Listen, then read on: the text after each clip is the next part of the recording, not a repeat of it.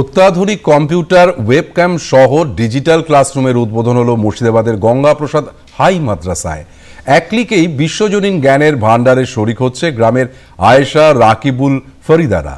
স্কুলের পঞ্চম থেকে দ্বাদশ শ্রেণীর প্রতিটি ছাত্রছাত্রী এখন থেকে তাদের নিজস্ব ডিজিটাল আইডির মাধ্যমে ক্লাসের বিভিন্ন বিষয়বস্তু পড়তে পারবে এবং তথ্য প্রযুক্তির সুবিধা কাজে লাগবে।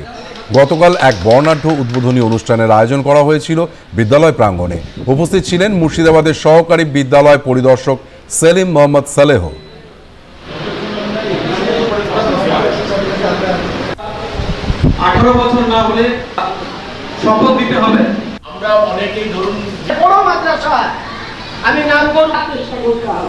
স্বাভাবিকভাবে আমরা যে চক ডাস্টার মেথডে পড়াতাম সেটা কিছুটা হলেও বোরিং, আর এগুলো হয় খুব ক্যাচি হয়, ইন্টারেস্টিং হয়, বাচ্চাদেরকে খুব ভালো লাগে এবং বোঝার ক্ষেত্রে খুব সুবিধা হয়। এখানে মুখস্থের ব্যাপার থেকে বোঝার ব্যাপারটা হয় এবং এটা একটা আধুনিক টেকনোলজি বলা যেতে পারে। আমি একটুকু কথা দিতে পারি যে গঙ্গাপ্রসাদ হাই মাদ্রাসা থেকে যদি কেউ মাধ্যমিক পাস করে বা উচ্চ মাধ্যমিক পাস করে, তারা ফুললি কম্পিউটার লিটারেট হয়ে আধুনিক সময়ে আধুনিক যে কম্পিটিশন, আধুনিক সমাজ ব্যবস্থায় যে কম্পিটিশন, সেখানে মাথা উঁচু করে তারা দাঁড়াতে পারবে। গঙ্গাপ্রসাদ হাই মাদ্রাসা এটা এলাকার একটি সুনামধন্য উল্লেখযোগ্য একটা মাদ্রাসা।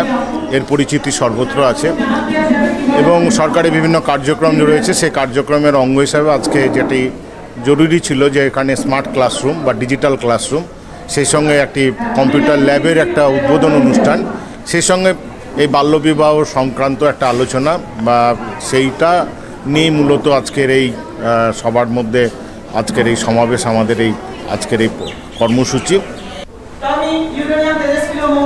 দৌলতাবাদ গ্রাম পঞ্চায়েত প্রধান নূরে সালমা খাতুন বলেন, ডিজিটাল এই ক্লাসরুমের ফলে ছাত্রছাত্রীদের পঠন পাঠনে অনেকটাই সুবিধা হবে।